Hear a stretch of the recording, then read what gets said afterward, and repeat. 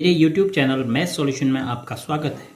यदि आपने अभी तक चैनल को सब्सक्राइब नहीं किया है तो प्लीज़ चैनल को सब्सक्राइब कर बेल आइकन का बटन जरूर प्रेस कर लें, जिससे कि गणित के किसी भी प्रश्न पर बनने वाली वीडियो अपलोड होते ही नोटिफिकेशन के द्वारा आप तक शीघ्र पहुँच जाए। प्रश्नावली 6.2 में प्रश्न संख्या 1 है, निम्न आकृतियों में अज्ञात कोण x का मान ज्ञात कीजिए। आपको प्रत्येक आकृति एक त्रिभुज के रूप में मिली हुई है। तो त्रिभुज में 3 शीर्ष होते हैं। पहली आकृति में देखते हैं, एक सिरा, दो सिरा, 3 सिरा। तो तीसरे सिरे पर बाह्य कोण बना हुआ है x। तो तीसरे सिरे पर बने हुए बाह्य कोण का मान कितना होगा? तीसरे सिरे के सम्मुख सिरों पर बने हुए कोणों के योग के बराबर। तो तीसरे सिरे के सामने अंदर कौन कोण बने हैं? 50 अंश और 70 अंश के। तो प्रथम भाग में आप बहिष्कोण गुण से क्या लिखेंगे? x बराबर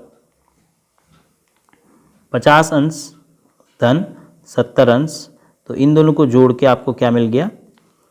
120 अंश। फिर द्वितीय भाग में एक सिरा, दूसरा सिरा, तीसरा सिरा। तो देखो तीसरे सिरे पर बहिष्कोण, इसका मान इसके सम्मुख अंतः कोणों के योग के बराबर होगा। तो यहाँ पर x बराबर क्या लिखेंगे? 65 अंश धन 45 अंश।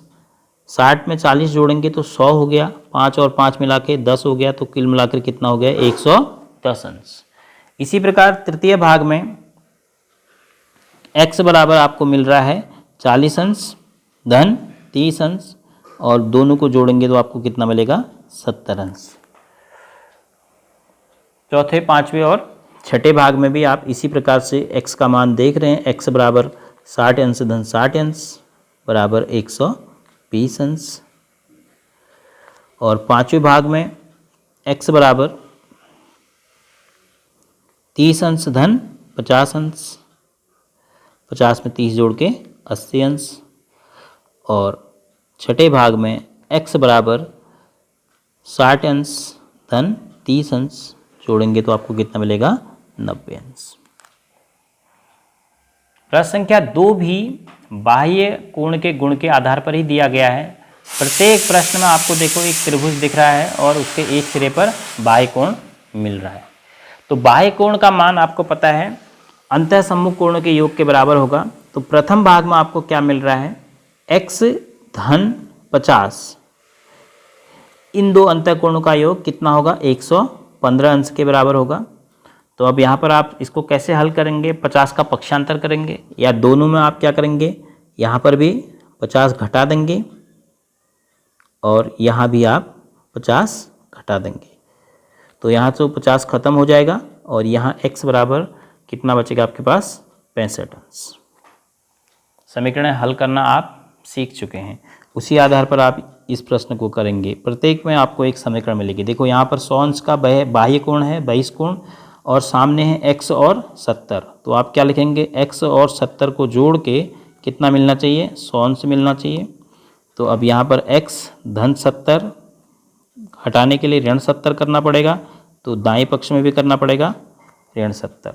तो कितना मिल जाएगा? x बराबर, यहाँ तो कट गया और 100 में से 70 घट के 23 अंश। तृतीय भाग में 125 अंश किसके बराबर होगा? x धन इस कोण के बराबर, और ये जो चिन्ह है यह 90 अंश का कोण है। तो x धन 90 अंश बराबर 125 अंश। क्योंकि बाह्य कोण इस सिरे पर बना है तो इसके सामने एक x है और दूसरा 90 है। तो x धन 90 ऋण 90 बराबर 125 ऋण 90।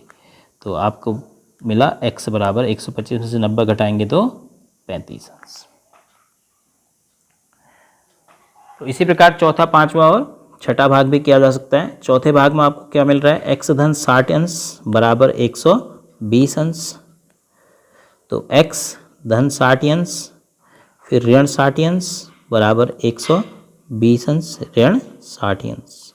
60 से 60 कट गया तो x बराबर 120 में से 60 घटा 60 अंश। पांचवा भाग है x धन 30 अंश। दोनों सम्मुख कोण हैं, 80 के सामने हैं तो 80 अंश के बराबर। तो x धन 30 अंश ऋण 30 अंश बराबर 80 अंश ऋण 30 अंश। तो क्या मिला, x बराबर 80 में से 30 घटा के 50 अंश। अब छठा भाग है, x धन 35 अंश बराबर 75 अंश।